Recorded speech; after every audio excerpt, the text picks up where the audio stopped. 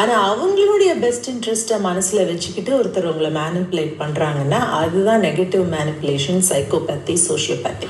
அப்போ நம்ம எல்லாருக்குமே சில தவறுகள் செய்யக்கூடிய நேச்சர் இருக்கும்போது எப்படி கண்டுபிடிக்கிறது ஒருத்தர் சைக்கோபேத்தா, என்னை மேனிப்புலேட் பண்ணி என்னை வாழ்க்கையை கெடுக்க பார்த்து என்கிட்ட இருந்து விஷயங்களை சுரண்ட பார்க்குறவரா, இல்லை சும்மா ஏதோ ஒரு டெம்பரவரியான ஒரு மேனிப்புலேஷனா அப்படிங்கிறத எப்படி கண்டுபிடிக்கிறது அப்படின்னா, ஒரு ட்ரஸ்ட்டு பில்ட் பண்ணணும் இல்லையா? Any relationship is based on trust. So உங்களுக்கு இன்னொருத்தரோட இருக்கக்கூடிய உறவு ட்ரஸ்ட் ஒர்த்தியா இல்லையா அப்படின்னு எப்படி கண்டுபிடிக்கிறது அப்படின்னா, ஆத்தர் 3 ஃபேக்டர்ஸ் சொல்கிறாரு: ப்ரெடிக்டபிலிட்டி, ரிலையபிலிட்டி அண்ட் சர்டனிட்டி. அதாவது நீங்கள் யாருடைய உறவு வச்சுக்கணும் அப்படின்னு நினச்சாலும், ஒரு நல்ல உறவு நிலையில் நீங்கள் இருக்கணும்னு நினச்சாலும், பர்சனலாக இருக்கட்டும், அஃபீஷியலாக இருக்கட்டும், எதுவாக இருந்தாலும் முதல் பார்க்க வேண்டிய விஷயம் அந்த ரிலேஷன்ஷிப்ஸில் ஒரு ப்ரெடிக்டபிலிட்டி இருக்கணும். அதாவது எல்லாருக்குமே கோபம் வரக்கூடும், எல்லாருமே போய் சொல்லக்கூடும்.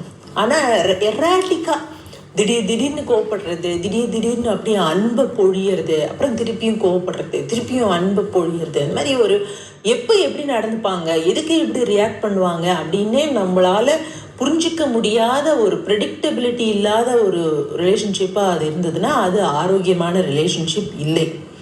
ரெண்டாவது, ரிலையபிலிட்டி. அதாவது உங்களுடைய பார்ட்னர், உங்களோட ஃப்ரெண்ட் ஒரு ரிலையபிள், நம்ப தகுந்த, நீங்கள் அவரை நம்பி போக முடியும் அப்படிங்கிற மாதிரியான ஒரு நேர்மை மிகுந்த ஒரு பர்சனாக இருக்கணும். இன்னும் ஒரு படி போய் நான் என்ன சொல்லுவேன் அப்படின்னா, ஒருத்தர் நம்மக்கிட்ட மட்டும் நேர்மையாக இருக்கிறாரு, அது நம்மளை மட்டும் மரியாதையாக நடத்துகிறாரு அப்படிங்கிறத வச்சு நாம் முடிவு பண்ணக்கூடாது. பொதுவாகவே மனிதர்கள்கிட்ட நேர்மையாக இருக்கிறதும் மனிதர்களை மரியாதையோடு இருக்கணும்.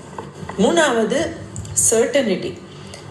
இந்த குணங்கள், இந்த நேர்மை, மரியாதையாக நடந்துக்கிறது, ஒரு எமோஷ்னல் ஸ்டெபிலிட்டி அப்படிங்கிறது ஒரு எப்பொழுதுமே அவங்களுடைய ஒரு கேரக்டராக இருக்கணும். ஒரு நாள் நேர்மையாக இருந்துட்டாங்க அல்லது ஒரு விஷயத்தில் நேர்மையாக இருந்துட்டாங்க அப்படிங்கிறது இல்லை.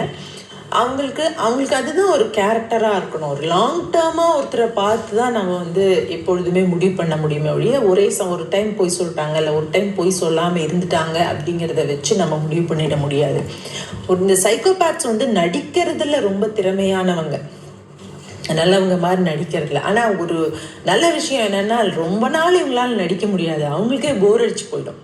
ஸோ அவங்க அவங்களுடைய சுயரூபத்தை காமிச்சிருவாங்க, அல்லது நீங்கள் ஒரு கிராக் பண்ண முடியாத ஒரு ஹார்ட் நட்னு தெரிஞ்சால் அவங்கள விட்டுட்டு போயிடுவாங்க. ஸோ உங்கள் லைஃப்பில் ஒரு